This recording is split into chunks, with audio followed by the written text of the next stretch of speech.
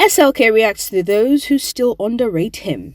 If you take your wife out, take her to the most expensive place, you know anything you say at that point will be funny. SLK is one comedian making his own mark in the comedy industry. Despite this, there are many who still underrate the multi-talented entertainer. In an interview with Hip TV, he reacts to those who underrate him. I get where they're coming from, and I totally understand.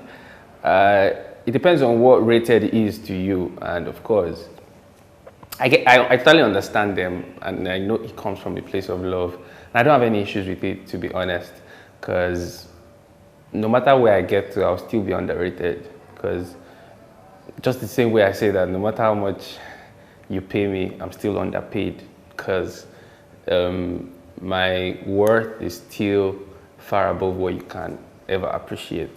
That's the way I see myself anyways.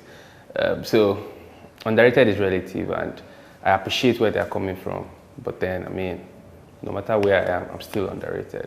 Furthermore, he disclosed this when asked how he comes up with his jokes. I script my jokes, and I think most comedians, let me err on the side of caution, or let me be politically correct, most comedians script theirs, and I'm of the opinion that comedians should actually script.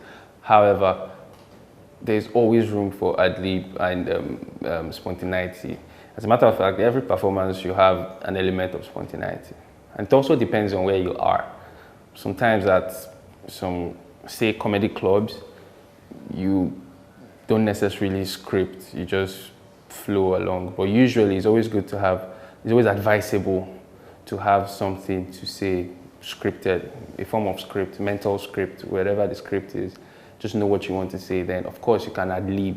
That's why you go off script when things happen.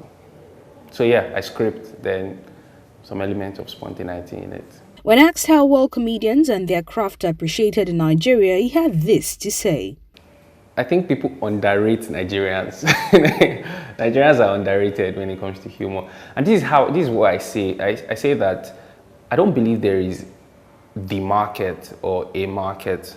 I think there are markets. Different people have different markets. Just the same way you would naturally think that Nigerians love a particular style of music, but then Chike had a very successful R&B album. As a matter of fact, Banky W had a successful R&B album in this same Nigeria. So I feel Nigerians that like my kind of humor exist, and there are a lot of them, and it's just a market. Some people will like slapstick, some people will like deadpan humor, some people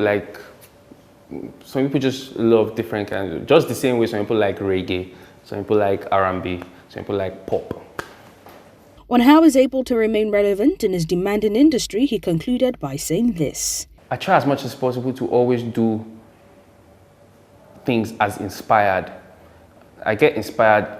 I don't try to compete. I feel that there might be a tendency for you to, because you want to stay relevant, you're now trying to do everything. Then that's what sets the pace for trends. That's why you see some people just jump on trends and jump on trends and jump on trends. And the danger with that is that trends are short-lived, but art lasts forever. That's why you have some songs that are evergreen and some songs just trend like smoke. So you don't want to be caught in that box where you are struggling to be relevant. Thereby, you are doing jejun stuff. You are doing just trend. But if you work as inspired, that's what I believe. I believe that if you are inspired, if you constantly execute your project as inspired, you would not cease to be relevant. For example, an Adele probably is not the I drop an album every year kind of girl. But you can see people like she just dropped something, or she's anticipating her next album, and people are really eager because she does as inspired. When it's time, it's time.